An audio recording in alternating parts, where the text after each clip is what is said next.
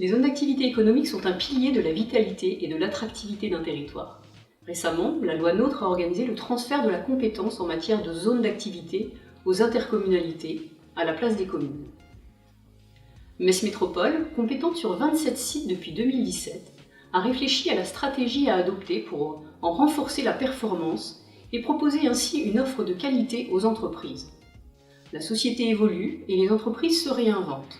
Elles ont de nouveaux besoins, de nouvelles manières de fonctionner, leurs salariés et leurs clients aussi. Toutes ces mutations doivent être accompagnées.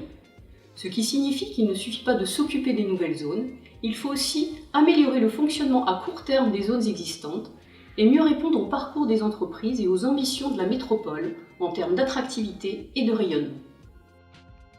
Pour bien les gérer et les organiser, il faut d'abord bien les connaître. Quel est le poids de ces sites économiques? Quelles sont les disponibilités foncières? Ou encore, quelle est leur performance? Ce sont des questions que l'agence d'urbanisme s'est posées dans le cadre de son partenariat avec la métropole. Plongeons dans la réalité de ces sites. Savez-vous quel est le plus grand pôle d'emploi de la métropole? Eh bien, c'est le centre-ville.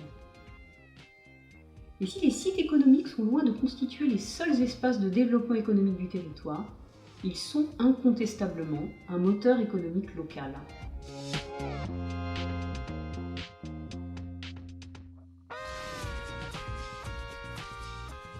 Les 27 sites sont très hétérogènes en termes d'emploi et d'activité. Certaines zones ne comptent que quelques établissements et quelques dizaines d'emplois et permettent un maillage territorial et le maintien des activités locales, alors que d'autres participent véritablement au rayonnement du territoire et comptent des milliers d'emplois. Concernant le foncier, les sites économiques occupent 1700 hectares, soit 2400 terrains de foot. Et 85 sont disponibles immédiatement et à moyen terme. Ils disposent d'un réel potentiel d'optimisation foncière puisque la surface bâtie représente moins de 15% de la surface totale des zones et qu'on n'y dénombre qu'en moyenne 23 emplois à l'hectare.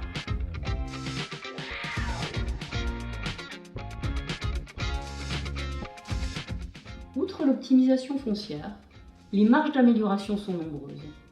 En termes de desserte, non seulement routière mais également en transport en commun et en modes actifs, mais aussi en termes de lieux de centralité, de coopération et d'échange entre entreprises. D'où la volonté de la métropole d'adopter un schéma pour son offre économique qui sera un réel outil opérationnel d'aide à la décision et de programmation de ces interventions. Si vous voulez en savoir plus sur le diagnostic réalisé par l'agence, consultez le volume 1 du schéma, et pour découvrir la stratégie de la métropole, consultez le volume 2.